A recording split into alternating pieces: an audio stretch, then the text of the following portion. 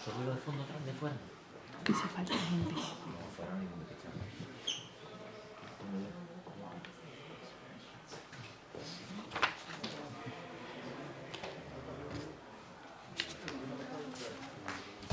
Buenas tardes, señor hermano mayor, Junta de Gobierno de la Real y Venerable Hermandad de Nuestro Padre Jesús del Efeomo y María Santísima de la Salud, Grupo Joven, hermanos de corporación, señoras y señores, hermanos y amigos todos en Cristo y María. Queremos iniciar este acto agradeciendo al excelentísimo Ayuntamiento de San Fernando por cedernos el espacio cultural en el que nos encontramos para celebrar esta conferencia. Este evento se enmarca dentro de las actividades formativas que nuestra corporación ha venido desarrollando y es la primera del año 2024. Hoy, a pocos días del miércoles de ceniza que dará inicio a la tan ansiada Cuaresma, tenemos el privilegio de contar con la presencia de don Pablo Pérez Díaz, fundador, junto con su compañero don Pablo José Portillo Pérez, de la empresa ya conocida por todos, CIRTA. Tenemos la suerte de escuchar una conferencia titulada La conservación del patrimonio textil en las hermandades, y quién mejor para hablarnos de ellos que Pablo. Pero, ¿quién es Pablo Pérez Díaz? Pablo nació en 1990 y es natural de San Fernando, un cañailla de los nuestros. Es licenciado en Bellas Artes por la Facultad de Santa Isabel de Hungría de Sevilla y se especializó en conservación y restauración de bienes culturales textiles en la Escuela Mariano Timón de Palencia. Y ahora bien, ¿qué es CIRTA? CIRTA es una empresa fundada en 2016 por Pablo y su compañero Pablo José Portillo Pérez, compañeros de formación académica. Esta empresa se especializa en conservación y restauración de textiles, así como en técnicas de exposición, almacenamiento y transporte de los mismos. Desarrollan su trabajo con mucho cuidado y amor, con un único fin, la puesta en valor del patrimonio textil y la importancia de una adecuada conservación de este. A lo largo de estos años han realizado numerosos proyectos, tanto para hermandades e instituciones religiosas como para el ámbito civil. Sus proyectos se extienden por toda Andalucía, parte de España e incluso han trabajado con empresas extranjeras, como la tela di Penélope de Prato y Tessili Antici de Viterbo. En el año 2019, la Hermandad de la Esperanza Macarena de Sevilla designó a Pablo y a su compañero como encargados del proyecto Plan de Conservación Preventiva y Mantenimiento del Patrimonio Textil. Este plan está destinado al patrimonio de la Hermandad de la Esperanza Macarena, que abarca desde insignias hasta el propio ajuar de las Sagradas Imágenes. Podemos destacar la intervención que realizaron en el famoso y ya conocido por todos manto camaronero de la Virgen de la Esperanza Macarena. Además, como ya he comentado anteriormente, CIRTA no solo trabaja con hermandades e instituciones religiosas, sino que también se encargan del patrimonio textil civil. Podemos destacar sus intervenciones en los trajes de la mismísima Lola Flores que fueron expuestos el pasado mes de marzo. Podría hablar durante horas acerca de todas las maravillosas obras de arte a las que devuelven vida o las que hacen que nos transporten a los años en los que fueron concebidas. Pero esta presentación no podría concluir sin mencionar a nuestra tierra, San Fernando, ya que Pablo y Pablo José también han contribuido a enriquecer el patrimonio de nuestras hermandades. Destacamos la intervención realizada para la muy querida Hermandad de Nuestra Señora del Carmen Coronada de San Fernando, con sus recientes restauraciones de la mantilla de la coronación y del terno neoclásico, de los cuales ya podemos disfrutar viendo cómo completan el ajuar de la Virgen.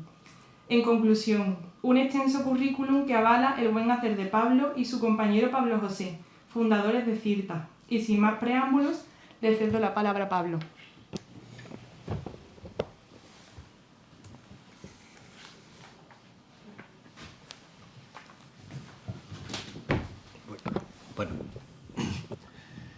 Bueno, en primer lugar, muy buenas tardes. Muchas gracias a la Hermandad por la invitación, a Carolina, que la he traído loca desde hace 3 meses, y bueno, a todos por vuestra asistencia. Podemos bajar quizá un poquito la luz, ¿vale? Para que se vea mejor la imagen.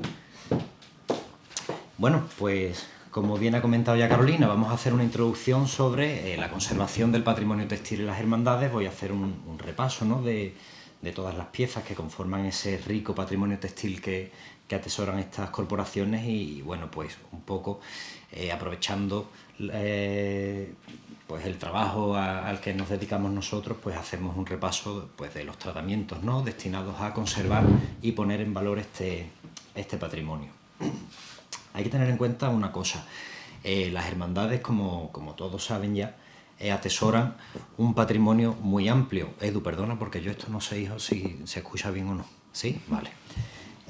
Atesoran un patrimonio muy amplio, ¿vale?, y de muchas tipologías. ¿Qué es lo que ocurre? Que el patrimonio textil, en concreto, abarca un abanico de piezas muy grande, ¿vale? Porque tenemos, como ven en la imagen, tenemos sayas de las imágenes marianas, tenemos insignias, estandartes, guiones, etcétera, etcétera. Tenemos túnicas, hay encajes, pañuelos, tenemos reposteros, alfombras, en fin, tenemos piezas muy variadas y de muy diferente tipología. Por otro lado, se le une que tenemos un patrimonio textil muy variado, muy frágil, porque lo forman materiales muy frágiles, pero además están sujetos a una funcionalidad muy específica. A la hora de aderezar una imagen, pues se le colocan joyas, o hay que recogerle el manto y se le hace un pliegue, o se ponen en una balconera y por lo tanto están totalmente expuestas a las inclemencias meteorológicas. El tema de la exposición a la cera, pues por los candelabros, en fin, hay toda una serie de factores externos que provocan daños en estas piezas. Aquí, por ejemplo, pues tenemos detalles de esa consecuencia del uso o de la exposición a las velas o del desgaste que sufre un soporte de terciopelo o de las manchas. Como les comento, el patrimonio textil es el más delicado, ¿vale?, de todas las piezas que forman parte del ajuar de una hermandad. Aquí sí que me gustaría hacer un breve inciso, ¿vale?, por una razón muy sencilla. La profesión nuestra, la profesión de los conservadores y restauradores de patrimonio textil, es muy reciente. En España se lleva trabajando desde los años 70, por lo tanto, es una profesión muy joven. ¿Quiénes eran los que hasta entonces se habían dedicado de esa conservación del patrimonio? Los bordadores, los talleres de bordado, ¿vale? Los mismos que hacían esas piezas, pues a la hora de acometer una intervención, pues evidentemente se les llevaba a ellos, ¿vale? ¿Qué es lo que pasa? ¿Por qué hay una diferencia entre un restaurador y un bordador?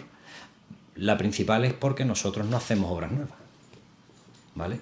Nosotros nos dedicamos a conservar una obra antigua y los artistas bordadores son los que se encargan de hacer una pieza nueva.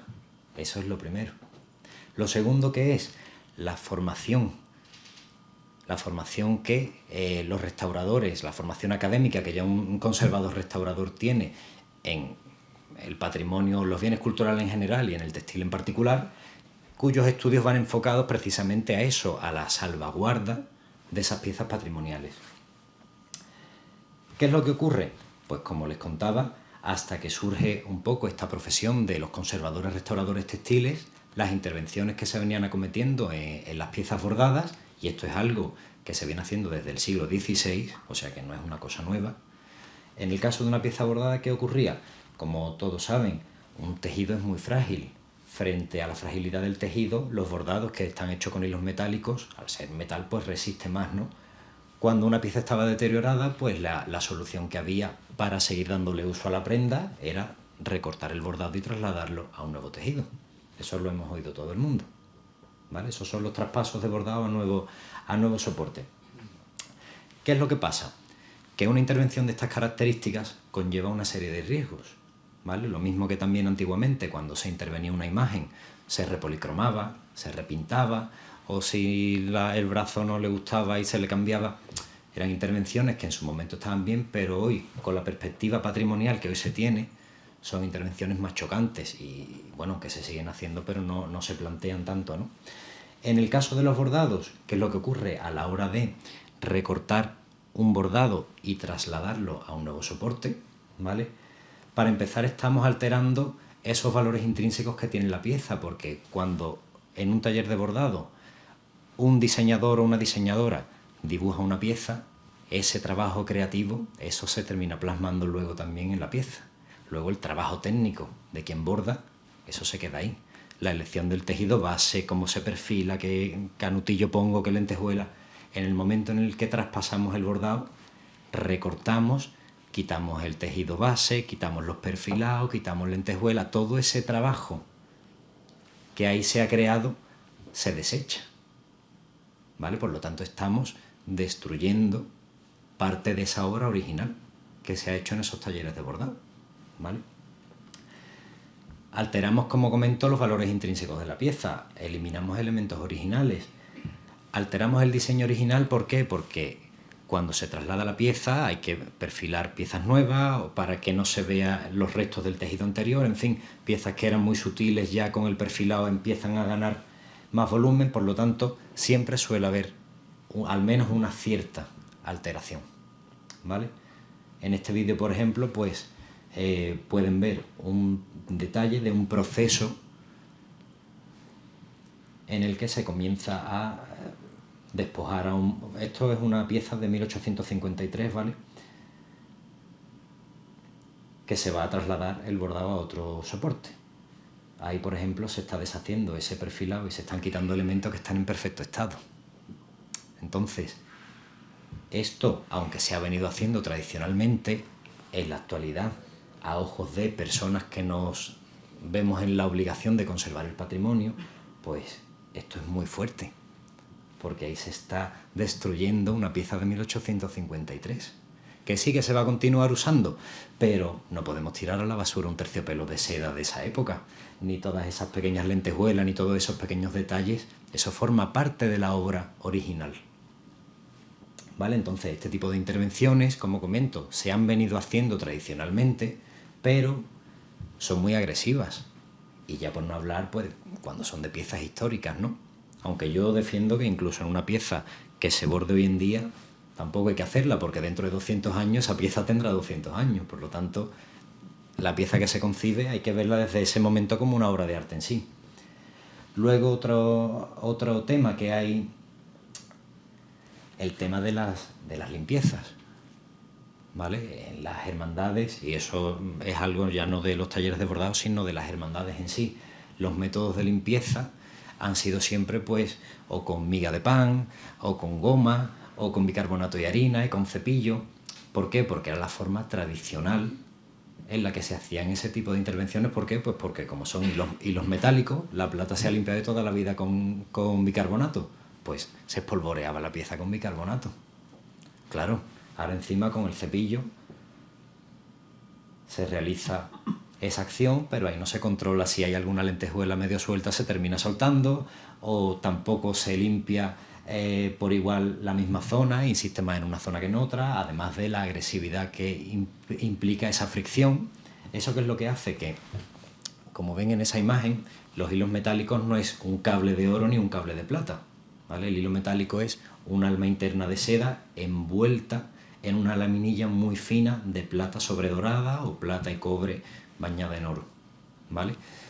Claro, cuando se producen este tipo de limpiezas, que esto, como les digo, se viene haciendo desde hace mucho tiempo, e incluso hay escritos de finales del 19 en los que recomiendan limpiar los bordados con miga de pan de Alcalá de Guadaira, ¿vale? Claro, ahora estamos comprobando que esas limpiezas han sido muy abrasivas. ¿Por qué? Porque con el cepillado se ha perdido la película superficial de oro y ha quedado la plata en superficie. Por eso yo siempre pongo el mismo ejemplo. Todos los bordados de la Virgen del Rocío de Almonte están plata, porque todos los años después de la romería se cepillan. Claro, pues una pieza de estas características que se somete año tras año a un cepillado, pues termina perdiendo parte, ¿no?, de esa tonalidad. Ese tipo de limpiezas también, ¿qué implica? Pues, como ven en esta primera imagen, el desgaste de la laminilla, que hace que quede a la vista el alma interna de seda. Claro, cuando a la hora de traspasar un bordado, una pieza así, por lo general una hermandad dice, mira, esto yo quiero que esté impecable, yo quiero que esté como el primer día. ¿Qué es lo que se hace? Se elimina ese hilo, se coloca hilo nuevo. ¿Qué es lo que provoca eso? Pues unos cambios de color muy fuertes. Entonces, al final, todo esto va implicando desde la conservación preventiva de una limpieza inadecuada, así va encadenándose hasta derivar, ¿no?, en problemas ya pues estéticos y visuales. Aquí, por ejemplo, que bueno, esto es tremendo, un frontal, esto es de Cádiz, pero no me acuerdo de dónde, la verdad, con un bordado magnífico del siglo XVIII, negro, y bueno, pues a alguna persona ilustrada pues se le ocurrió trasladarlo a un rojo, por no hablar del enriquecimiento que se le añadió perimetralmente, ¿no? Entonces, desgraciadamente, pese a que son piezas de gran valor, son muy susceptibles a sufrir este tipo de intervenciones tan agresivas y bueno, pues a estar sujetas al gusto totalmente subjetivo de una persona que diga, pues ahora lo quiero de este tono, y termine destruyendo una obra de un valor incalculable. O, por ejemplo, que a la hora de trasladar los bordados, pues haya elementos que no se respeten.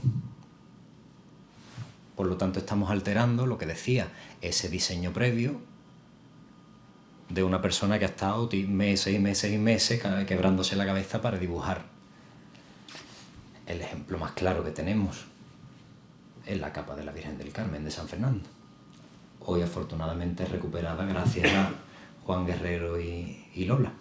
Pero esta pieza, pues en los años 80 sufrió un traspaso de bordado y además de que se colocaron materiales de una calidad muy inferior a la que tenían, se perdieron muchísimos bordados, no se repusieron y por lo tanto el diseño quedó totalmente desvirtuado. Entonces por eso les digo que son piezas, desgraciadamente, que pese a tener un valor incalculable, están sujetas pues a intervenciones que en muchos casos son totalmente irreversibles, ¿vale? Entonces, bueno, pues las conclusiones es un poco lo que he venido comentando hasta ahora.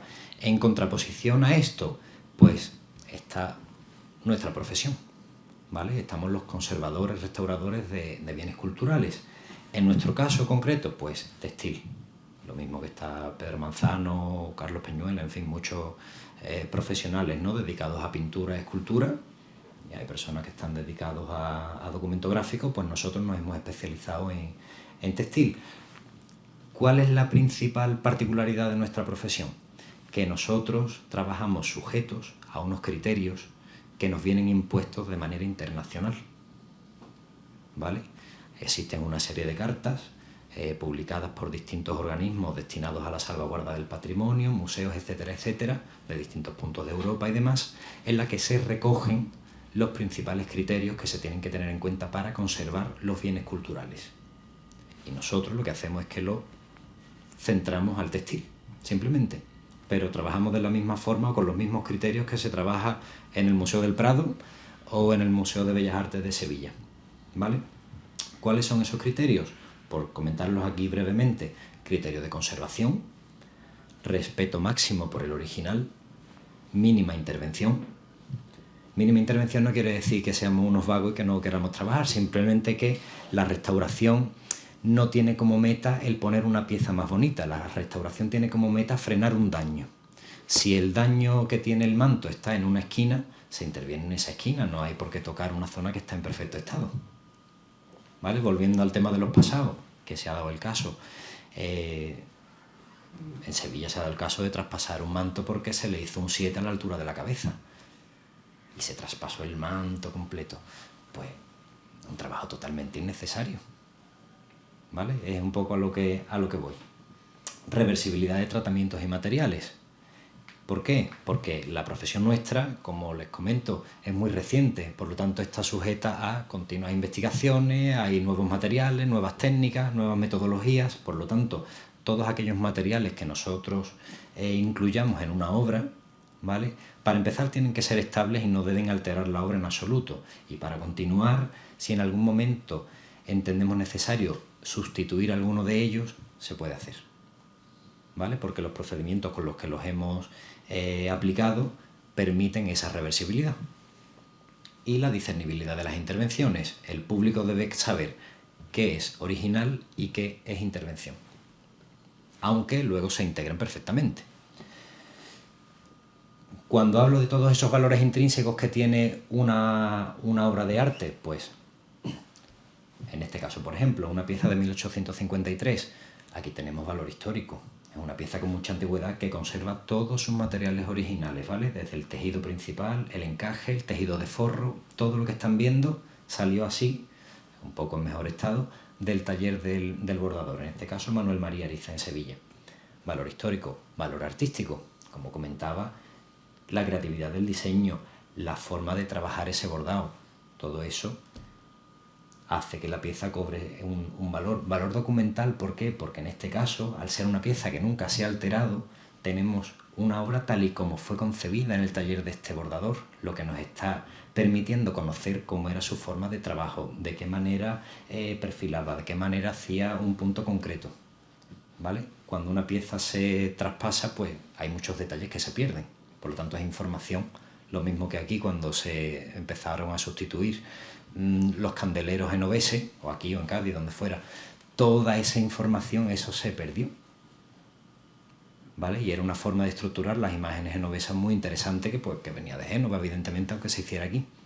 Pero son cosas que en el momento no se piensan y ya está, ¿no? Valor material. Tenemos seda, tenemos plata, tenemos oro, tenemos materiales de mucha calidad. Valor técnico, pues bueno, evidentemente no todas las piezas están trabajadas con una técnica hay de todo, ¿no? Hay piezas más con una mejor técnica y otras pues un poquito más discretas, pues evidentemente eso también se aprecia. Por supuesto, valor sentimental y ya como por último valor económico, ¿no? ¿Qué es lo que es fundamental para este tipo de piezas y para garantizar, su conservación? Pues la conservación preventiva, ¿vale? El manipularla en las mejores condiciones, el conservarla en las mejores condiciones. ¿Por qué? Pues porque pequeños detallitos lo que van a hacer es que se alargue esa vida material de las piezas, ¿vale? Aquí, por ejemplo, pues vemos un detalle, se ve bien, no sé si con tanta luz se ve bien o no. Aquí vemos un detalle de dos cajoneras, ¿no? Una con un revuelto de encaje, cinturones, una corona de espina y de repente un poco de todo. Y sin embargo en la otra, todos los encajes perfectamente empaquetados, con su ficha de identificación, de manera que están preservados del roce, de los enganches, de todo. Y además con su ficha que, oye, me hace falta tal pieza, vas, la coges, no tienes que abrir tú, ¿vale? Son pequeños detalles, pero que a la larga benefician, ¿vale?, esa vida o alargan esa vida material de las piezas. En nuestro caso, ¿cómo trabajamos? Pues bueno, como comentaba, ¿no?, la profesión nuestra implica tener unos conocimientos, una formación previa. Esto no nos viene heredado porque mi abuela cosiera muy bien, sino de tener un compromiso personal por el patrimonio, por la conservación del patrimonio y porque la gente realmente llegue a valorar realmente este tipo de piezas, ¿vale? Evidentemente hay que, si no tener conocimientos de historia, de química, todos esos conocimientos son complementarios en nuestra profesión. Cuando ya se nos escapan un poco, pues acudimos a colegas que nos apoyan, ¿no? A la hora de realizar una intervención, ¿qué metodología de trabajo tenemos? Pues estudios previos. Cuando nos llega una pieza a nuestro estudio, la estudiamos previamente. ¿Por qué? Porque cada pieza es un mundo. Cada pieza es un mundo, tiene unos materiales distintos, han estado expuestas a alteraciones, o mejor dicho, a factores de deterioro totalmente distintos. Por lo tanto, no es lo mismo enfrentarnos a limpiar un bordado que venga de San Fernando que un bordado que viene de Carmona, porque no tiene nada que ver, porque la humedad que hay aquí no la hay en Carmona, y esas alteraciones a la hora de aplicar el disolvente y buscar una metodología de limpieza influyen. Esto no es sota, caballo y rey, ¿vale? Y una vez que ya vemos esos daños, se plantea la intervención, se hacen los tratamientos, ¿no? Y ya por último, pues se realiza en el caso que se pueda un soporte de almacenaje. Un paso muy importante para nosotros son los estudios previos, ¿vale? ¿Por qué? Porque como comentaba, voy a poner un poquito, como comentaba, las piezas que pasan por nuestras manos, nosotros le damos el mismo valor de una obra de arte. ¿Por qué? Porque lo son. O sea, para mí, el conjunto de la Virgen de la Esperanza, de la Hermandad de la Expiración, que tuvimos ocasión de restaurar, pues puede estar a la altura de un Murillo, ¿por qué no? ¿Vale? Lo que pasa es que estamos muy familiarizados y para nosotros, bueno, pues sí, el manto tal, pero son piezas únicas, son piezas únicas. Entonces, en el momento en el que llegó a nosotros, empezamos a investigar, empezamos a encontrar particularidades, encontramos restos de terciopelo rojo, que decíamos, esto debajo de los bordados porque hay terciopelo rojo. Luego había otras piezas con terciopelo azul. Bueno, allí había un batiburrillo de colores que no sabíamos a qué se debía, hasta que descubrimos que es que el conjunto original, la saya era roja y el manto era azul.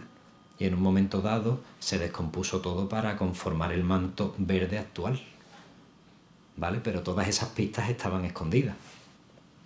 De hecho, conseguimos hasta recrear cómo fue ese manto original que la Virgen vestía en el Calvario. Y otra cosa muy interesante, que la traigo aquí porque hoy era el día, a raíz precisamente de la conferencia que se dio aquí en el Centro de Congresos de este trabajo, pudimos ponerle cara a una de las bordadoras de este manto, ¿vale? Este manto se hizo, si mal no recuerdo, en los años 60 del siglo XIX, lo hace María Ortega Abeitua, su hija Matilde Celier y Rafaela Ibáñez. De María Ortega se conserva una fotografía también, de su hija Matilde Celier no, y de Rafaela Ibáñez, pues a raíz de esa conferencia, pues una familiar suya, que no sé si era sobrina, nieta, a los pocos días nos mandó la fotografía. Entonces, oye, pues aquí tenemos a una bordadora de San Fernando. Ahí sentada tenemos a otra, ¿vale? Oye, pues, gracias a esta señora tenemos una obra de arte y tenemos una obra histórica de mucho valor en esta tierra, ¿vale? Esto lo comentaba por el tema de los estudios, ¿vale? Por ejemplo, muy interesante fueron los estudios que realizamos recientemente sobre el Sin Pecado de la Virgen del Rosario, de la Hermandad de la Macarena, una pieza que se ha ubicado cronológicamente en la primera década del siglo XIX, y a la hora de analizar las fibras del terciopelo de seda, porque afortunadamente ese terciopelo que ven ahí es el terciopelo original, ¿vale? Cuando se analizaron las fibras, pues se confirmó que teníamos unas fibras de seda, es decir, la seda que produce el gusano, pues era la misma, eran las fibras, ¿no?, con las que se había tejido ese terciopelo, y además se analizaron los colorantes y se descubrió que era cochinilla americana el insecto que se usó para teñir ese terciopelo, ¿vale? Un tinte que no era nada barato en la época. Por lo tanto, toda esta información lo que hace es que te complementa y al final terminas revalorizando más la obra. De hecho, en este caso no, porque ya se sabe que evidentemente era una pieza más reciente, ¿no? Pero en piezas a lo mejor que andan en una horquilla del siglo XIV, siglo XV, siglo XVI, la realización de estos análisis y la determinación del tipo de tinte te permite ubicar cronológicamente la pieza, porque la cochinilla americana entra en Europa una vez que vuelve Colón de América. Por lo tanto, si hay una pieza que está ahí que no sabemos si es de 1492 o de 1495, si tiene cochinilla americana no es de 1480. Parece una tontería, pero es un dato clave, ¿vale? Bien, una vez que ya hemos hecho toda esa fase de estudio, comenzamos ya lo que son los tratamientos en sí. ¿Cuál es el primer tratamiento que hacemos? El aspirado, ¿vale? ¿Por qué se realiza esta intervención? Pues muy sencillo. Los tejidos, igual que cualquier pieza, van acumulando polvo con el paso del tiempo. ¿Cuál es el problema? Que ese polvo y esos restos de suciedad tienen mucha acidez. Muchos vienen evidentemente pues de la polución ambiental y demás. ¿Qué es lo que ocurre? Que en una fibra textil, y sobre todo con cierta antigüedad, toda esa suciedad acidifica la fibra y la deteriora y la debilita todavía más. Por lo tanto, aunque de la noche a la mañana no produzca daños, pero sí son daños acumulativos que poco a poco van alterando la pieza y debilitándola. Por lo tanto, es muy importante hacer este tipo de intervenciones, ¿vale?, para eliminar todo el polvo, toda la suciedad que hay. Muchas veces se ve a simple vista, otras veces no, porque son en pequeños recovecos y en zonas que no están visibles, por lo tanto hay que acceder a esas zonas. Una vez que se hace eso, pasamos a la humidificación. Precisamente por ese contacto de las fibras con esos elementos ácidos y también por la pérdida de humedad que van perdiendo las fibras a lo largo del paso del tiempo, hay que hidratarlas, ¿vale? Por lo tanto, pues mediante la aplicación de vapor frío con agua desionizada, pues se va rehidratando poco a poco la fibra, ¿vale?, con la finalidad de conseguir, además de hidratar, como he comentado, todas esas fibras, corregir las deformaciones y las arrugas que pueda tener la pieza en su superficie. Por lo tanto, después de aplicar esa humedad, y esto equivaldría un poco pues a lo que es un planchado, se colocan una serie de cristales, se colocan pesos y alfileres. En este caso nosotros usamos alfileres de entomología porque son alfileres muy finos y son antioxidantes y demás. Y de esta manera extendemos y dejamos la pieza lo más extendida posible, ¿vale? Por lo tanto, cuando ya pasa un tiempo de varios días, la pieza vuelve a recobrar su estado primigenio. En casos en los que se pueda realizar una limpieza acuosa, pues bueno, evidentemente haciendo una serie de pruebas, porque no se puede lavar a lo loco, pero usando agua destilada, una serie de tensoactivos que nos garanticen que con el paso del tiempo no se va a deteriorar ni a debilitar más la pieza, pues se hacen esos lavados, ¿vale?, para eliminar esa suciedad que previamente no se había retirado con el aspirado. La limpieza de los hilos metálicos, pues como comentaba, no es lo mismo limpiar un bordado que venga de aquí de la bahía que un bordado que sea de tierra adentro, ¿vale? Aunque los materiales sean lo mismo, pero los factores que ha habido en su entorno influyen mucho en esto.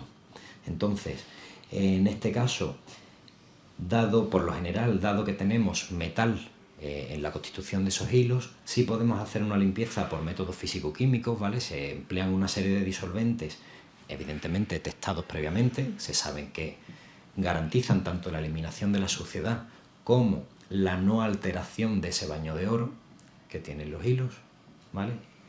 Y además se hace, en la imagen no se ve muy bien, pero se usan pequeños hisopos de algodón, ¿vale? Usamos un palillo de madera y vamos haciendo pequeños hisopos para ir eliminando esa suciedad. ¿Qué diferencia hay entre esto y esa limpieza que comentaba anteriormente, que se veía el cepillo y el bicarbonato? Pues que aquí es una limpieza mucho más controlada, porque aquí parece una locura, pero todo se limpia con ese pequeño bastoncillo, ¿vale? Entonces se va controlando en todo momento que la pieza se limpie en toda su extensión, vas controlando que no hay ninguna alteración en el bordado y además puedes acceder a cualquier zona que esté pues más escondida.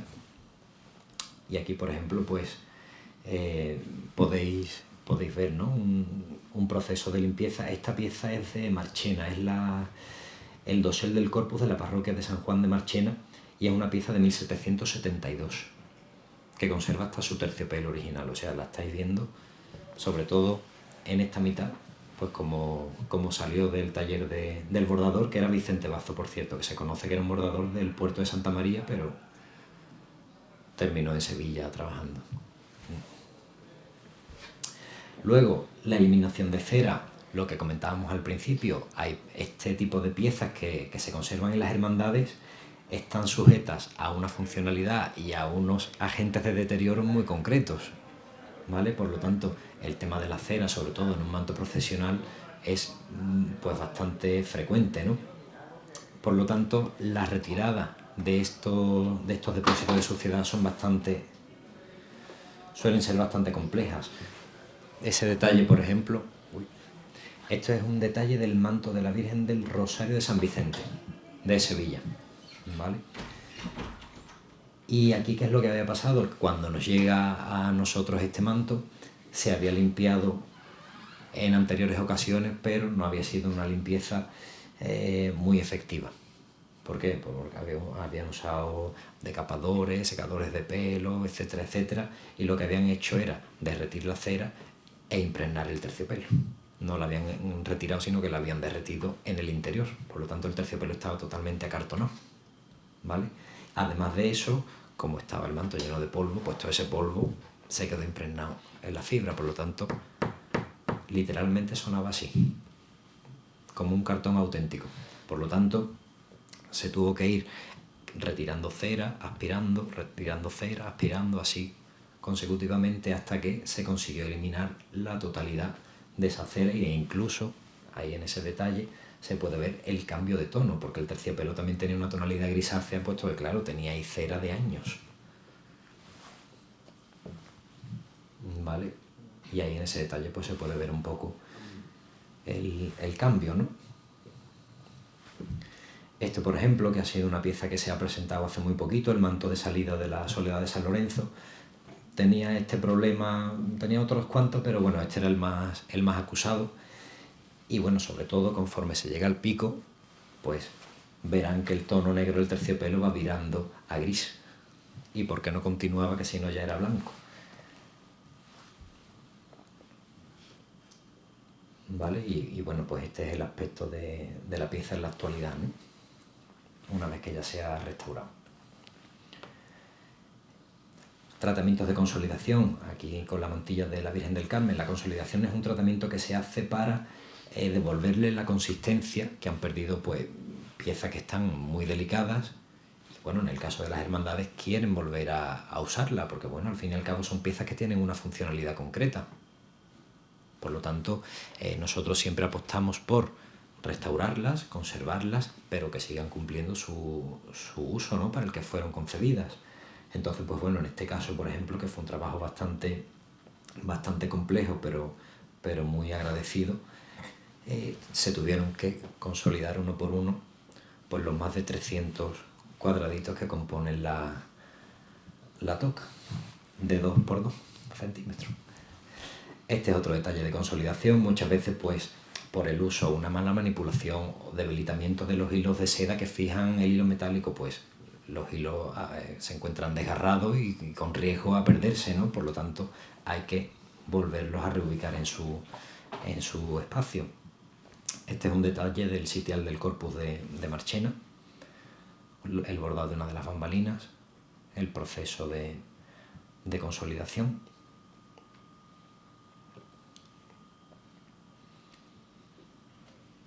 Esto concretamente es una reintegración cromática de un bordado de una casulla del siglo XVI que realizamos el año pasado. Claro, tened en cuenta que un bordado del siglo XVI, si la Virgen ha perdido toda la seda con la que en su día tenía hecho los ojos, la nariz y demás, nosotros no nos podemos a poner ahí a bordar. Nosotros no podemos rebordar, aunque se haya perdido, encima de una pieza del siglo XVI, es inviable. Por lo tanto, o en el manto, ¿no?, que se ha perdido. Entonces, ¿qué es lo que hacemos? Recurrimos a una serie de técnicas que nos permitan reconstruir en la medida de lo posible cómo era esa pieza en su momento, para devolverle un poco de legibilidad. Por lo tanto, en el caso del manto o de la túnica de la Virgen, pues se le colocaron una serie de tejidos muy finos teñidos para que se potenciara esa tonalidad o roja o celeste, y al mismo tiempo que se siguiera viendo el dibujo, porque eso era también muy interesante, se ve el dibujo preparatorio que hicieron antes de bordar, ¿vale? Por lo tanto, pues eso hay que respetarlo. Este es otro trabajo que hicimos hace un par de años, el terno brocado de la Virgen de la Oliva de Salteras, ¿vale? Un conjunto del siglo XVIII de muy buena calidad, pero que estaba en unas condiciones bastante deficientes. Hay, por ejemplo, pues en la zona del costado, como es la que se fija con los alfileres, el manto, etcétera, etcétera, pues el tejido del siglo XVIII estaba bastante deteriorado, ¿no? Por lo tanto, hubo que consolidarlo, se colocaron tejidos teñidos expresamente para reforzar esa zona, y luego se protegió en su superficie para que la pieza tuviera una consistencia, porque esto se sigue usando, ¿vale? Esto volvió a tener uso. El caso del manto además fue bastante complejo, porque el manto en su día, pues a una persona del pueblo se le ocurrió encolarlo a una tela. Cuando nos llamaron a nosotros, el manto se mantenía en pie solo, literal, como un cucurucho. Entonces, claro, hubo que eliminar esa tela, hubo que eliminar la cola a punta de bisturí y ponerle otro tejido y fijarlo ya con costura. En fin, fue un bastante trabajo complejo, pero bueno, afortunadamente se pudo recuperar la pieza e incluso se le ha vuelto a dar uso. Este conjunto, que yo siempre lo he dicho, es una de las joyas, ¿no?, que tenemos en San Fernando, que es el terno neoclásico de la Virgen del Carmen, que es una pieza de 1798, que conserva sus tejidos originales, sus soportes originales. Cuando los restauramos encontramos los forros originales en el interior. O sea, es una auténtica joya y además una pieza muy singular, porque está bordada con la técnica con la que se bordaban las casacas de las personas, la ropa civil. Y eso es muy poco frecuente, ¿vale? Por lo tanto, es un conjunto de mucho valor, tanto histórico como artístico y documental, porque eso, al no haberse modificado nunca, pues nos permite conocer cómo eran las formas de trabajar en ese momento, cómo se bordaba, cómo se hacía la preparación por dentro, si había fieltro, si usaban cordoncillo, en fin, toda una serie de detalles que muchas veces te das cuenta que no ha cambiado absolutamente nada y que hoy en día se sigue bordando de una forma muy similar, ¿no? Esta era la capa, que la capa sí había sufrido desgraciadamente muchas mutilaciones y muchas alteraciones.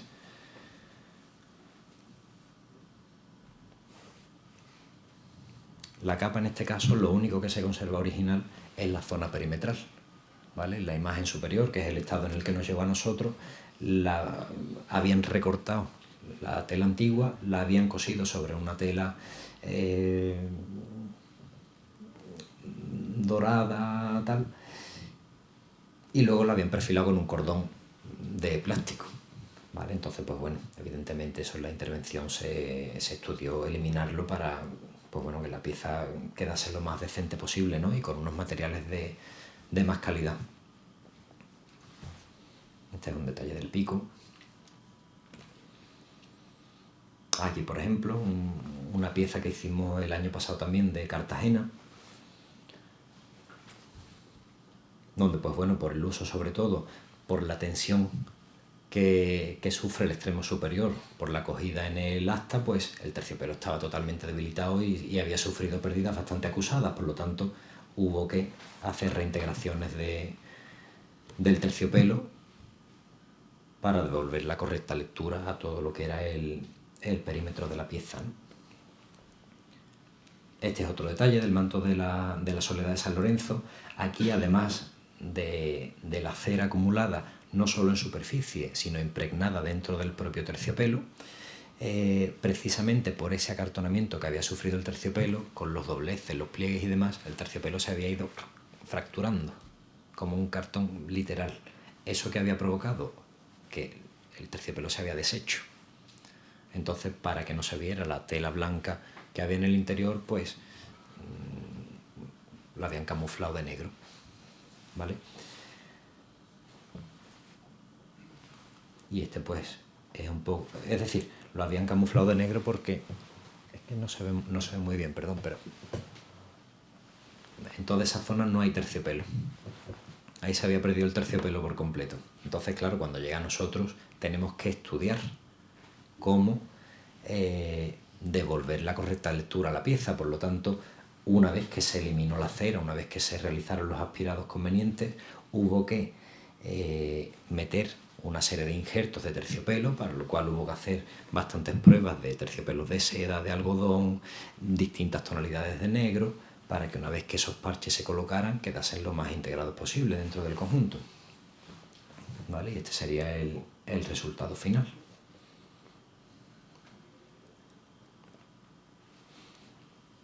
Este es un detalle del manto de la Virgen de la Esperanza de San Fernando.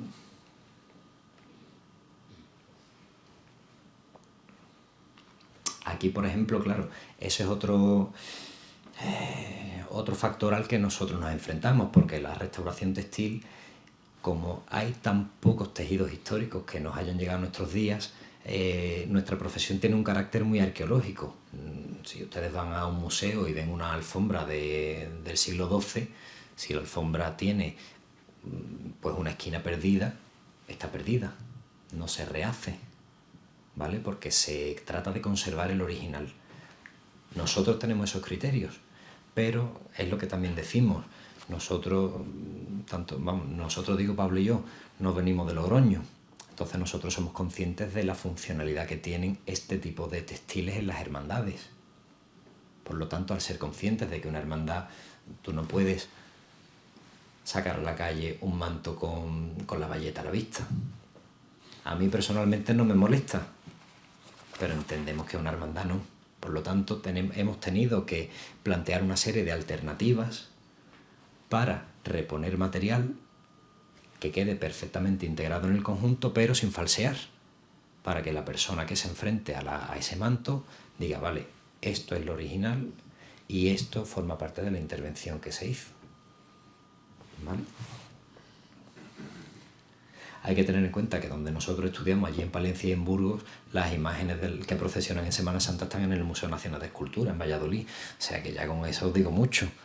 Para ellos esto es otro mundo. Entonces nosotros nos hemos encontrado aquí con ese hándicap, ¿no? De piezas delicadas, de mucho valor y con un uso que había que restaurarla con los criterios correctos, pero tenían que seguir usándose. Esto fue uno de los primeros trabajos, además, que hicimos, muy interesante, del Nazareno de Santa Cruz de la Palma. Unos cordones del siglo XVIII. Aquí, por ejemplo, pues aquí no se repuso el material que se perdió. Sí se limpió, sí se reestructuró, sí se colocó en su sitio, pero todos esos elementos que se habían perdido no se repusieron.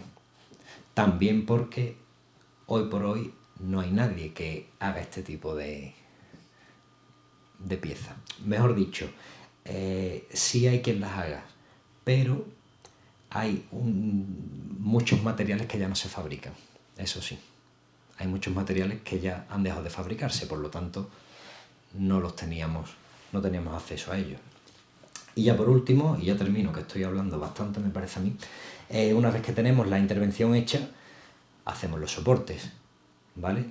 ¿Para qué? Pues para que si tenemos una pieza de gran valor, frágil, pero se ha conseguido restaurar, pues el tiempo en que no esté en uso, que esté en las mejores condiciones, ¿vale? Por lo tanto, pues aquí, por ejemplo, se realizó este soporte para el vestidito del niño, o, por ejemplo, el terno neoclásico de la patrona, pues una vez que se restauró, así es como se conserva, ¿vale? Están todas las piezas totalmente extendidas, hay un sistema de sujeción por medio de velcros colocados en zonas específicas, por lo tanto ahí no hay ni un alfiler, ni hay un pliegue, ni hay un doblez, ni hay una tensión, ni hay... ¿Con qué idea? Pues con la idea de que si ya en el momento en que se usa hay que usar alfileres, tienes que doblar la pieza y eso implica un daño, pero eso lo tiene que sufrir si queremos que se siga usando, pues para que cuando no se use esté en las mejores condiciones, ¿vale? Y luego ya por último, el tema de la divulgación, que es algo que nosotros siempre, pues bueno, igual que gracias a la Hermandad del Eceomo, y me han dado ocasión de venir aquí, cuando se hace una restauración de una pieza, etcétera, etcétera, intentamos poner en valor pues esa obra que se ha restaurado, ¿no? Y que la gente de la hermandad descubra realmente pues la joya que tiene en su patrimonio. Entonces, bueno, en este caso sí que os quería invitar, hago aquí un pequeño inciso, a una exposición que se va a celebrar en Sevilla a partir del jueves de la semana que viene, ¿vale? De un matrimonio de artistas que vivieron en Sevilla a mediados del siglo XIX. Y nosotros estamos detrás del tema del comisariado y, bueno, pues estudiando un poco que las piezas se expongan correctamente, etcétera, etcétera, teniendo en cuenta que vienen mantos que tienen su terciopelo de 1850, etcétera, etcétera. Y bueno, quien la visite, pues sí es cierto que se va a poder llevar una visión muy completa, ¿no? de lo que supuso este matrimonio en caso de Antonio del Canto como diseñador, que era una persona erudita y adelantada a su tiempo, y crea una nueva escuela en el bordado, y como su mujer, ¿no? Pues supo reinterpretar esos diseños, creando nuevos efectos de bordado y otras formas de bordar que no se hacían. Y bueno, para que le interese este mundo, creemos que puede ser una exposición bastante interesante, ¿vale? Se celebra allí en la Fundación Cajasol en Sevilla, en la Plaza de San Francisco, y está hasta el día 3 de marzo. ¿Vale? Se ha hecho también un catálogo donde se recogen todos los estudios, porque esta exposición es fruto de una investigación en la que llevamos trabajando desde el año 2019. ¿Vale? Entonces, pues bueno, por fin se va a poder materializar en esta muestra y en este catálogo, por lo tanto eso, invitamos a quien quiera y se dé un paseíto por Sevilla en estas 2 semanas, pues que la visite, ¿vale? Y bueno, pues ya con esto agradecer de nuevo la asistencia, agradecer a la hermandad. Yo siempre te digo Hito, porque tú para mí eres Hito, no eres Ramón. Y a Carolina, que os hayáis acordado de nosotros. Y bueno, que estamos a vuestra disposición para lo que necesitéis, ¿vale? Muchas gracias por todo y espero que os haya resultado interesante, ¿vale? Pues muchas gracias.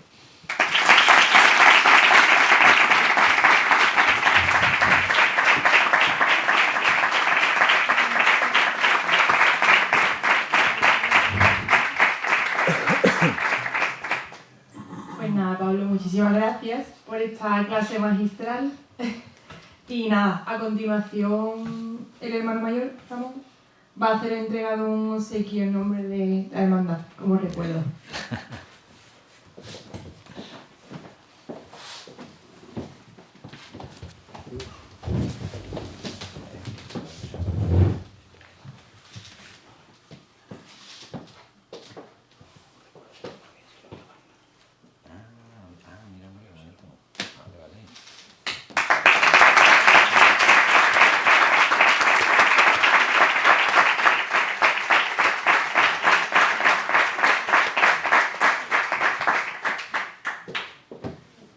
Muchas gracias.